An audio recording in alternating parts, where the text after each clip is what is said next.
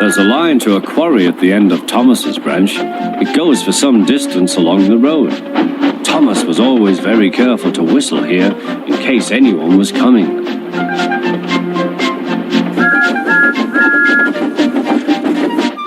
Early one morning, a large policeman was sitting close to the line.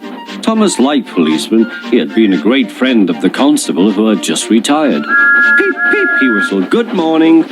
Thomas expected that the new constable would be friendly too, but was sorry to see that he didn't look friendly at all. He was red in the face and very cross. "Disgraceful," he spluttered. "I didn't sleep a wink last night. It was so quiet, and now engines come whistling suddenly behind me."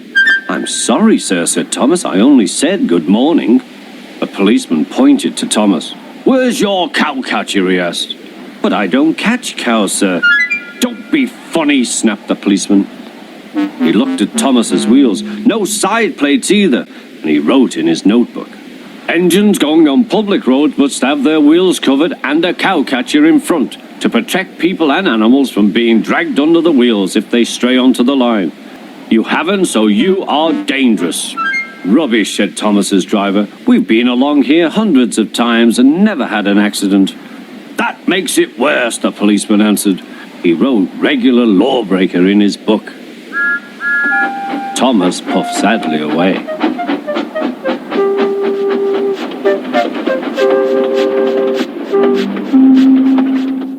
The fat controller was having breakfast. He was eating toast and marmalade. The butler came in. "Excuse me, sir, you are wanted on the telephone." "Bother that telephone," said the fat controller. "I'm sorry, my dear," he said to his wife. "Thomas is in trouble with the police, and I must go at once." At the station, Thomas's driver told the fat controller what had happened. "Dangerous to the public, indeed. We'll see about that." The fat controller spoke to the policeman.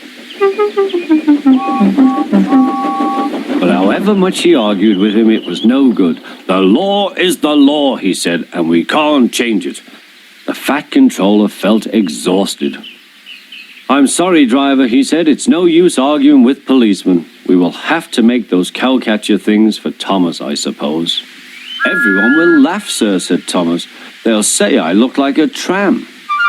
The fat controller stirred. Then he laughed. "Well done, Thomas. Why didn't I think of it before? We want a tram engine.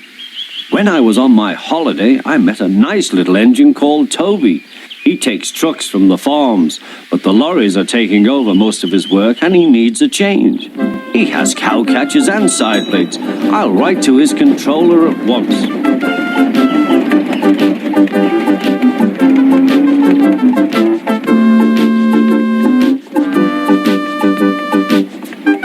A few days later, Toby arrived.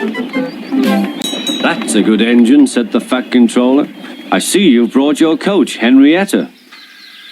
"You don't mind, do you, sir?" asked Toby. "The station master wanted to use her as a hen house, and that would never do." "No, indeed," said the fat controller. "We couldn't allow that."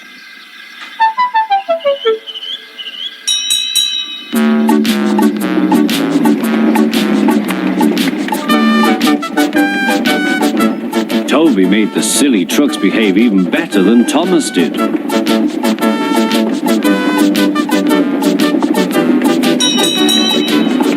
Oi, you!